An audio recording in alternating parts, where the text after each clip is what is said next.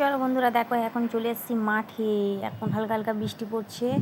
এই দেখো, আমাদের জমিতে চলে এসেছি, ধানের খেতে। এই দেখো, এগুলো কি করছি বলো তো? এগুলো তোলার মধ্যিখানে যে ঘাসগুলো হয়েছে ওইগুলোকে আমরা এখন তুলে দিচ্ছি।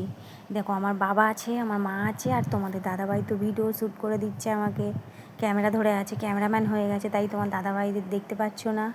এই দেখো, এই ঘাসগুলো তুলে দিলে ধানের ফসল, গাছগুলো সুন্দর হলে ফসল খুব সুন্দর হবে। আর আমি তো গ্রামেই মেয়ে, দেখেছো, সব কাজ জানি আমি। দেখো, এইবারে আমরা যাব খেতে। দেখো, চলে এসেছি খেতে। মা টিফিন করে নিয়ে এসেছে ঘুগনি আর মুড়ি, আর সাথে শসাই তো আছে। এই দেখো, হালকা হালকা বৃষ্টি পড়ছে। এই আমরা বসে বসে এখন খাওয়া দাওয়া করছি। কার কীরকমই লাগে জানি না, আমার তো মাঠে বসে খেতে কাজ করতে খুব খুব খুব ভালো লাগে।